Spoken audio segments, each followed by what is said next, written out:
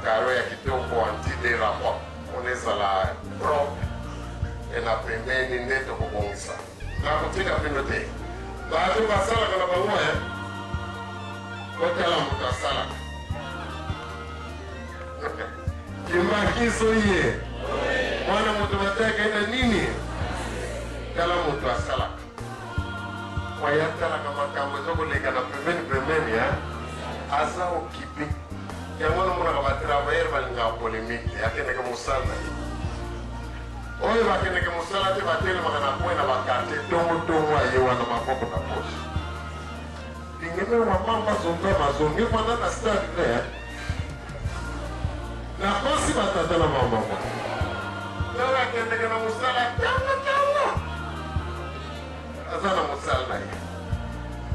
Okozwaye na polémique. Lera msonga na teoma sa lembaki. Soba matile mwafume na pesa kano alala. Oyo asambe la kasuka lekina na repetition. Polémique pima kaka oya keneke musaladi. Dipoko na poche na coupe na moya balapa. Yewa skenge kwa na pato. Toma. Trabalho brincadeira. Zé mwa mama luana bazako yemi la kangaiwa. Beto ba mama sala kweto tusalange avoki molo beto katuzoleleko. Quand biso pe na pointe no asala kweto tusalange. Avo polémique beto katuzoleleko avo tonga. Avant kufinga biso tolingi makamwana te biso miso na biso na se mosala na mosala wana nde bakofutela biso tobana kame babo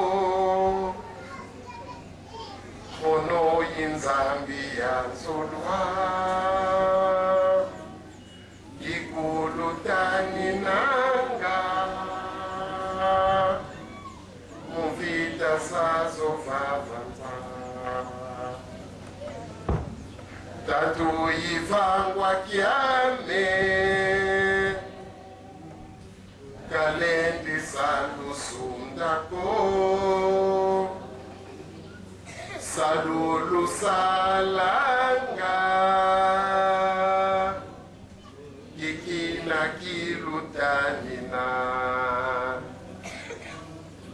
Lubana bame babo Mono yinzambi ya nzolwa Ikulutani nanga Muvita sazo fafanza Tatu yifangwa kiame Kalendi salu sundako jamais Salulu salanga Ikina kilutanina Kanuka diye wongako Mubasi zeno zazoso ya lusi sako monosi ya lutanina vibidila muna pasi kadi muna za umpe tantu kahulu tonzila Nukadiye wonga Kibangiso ye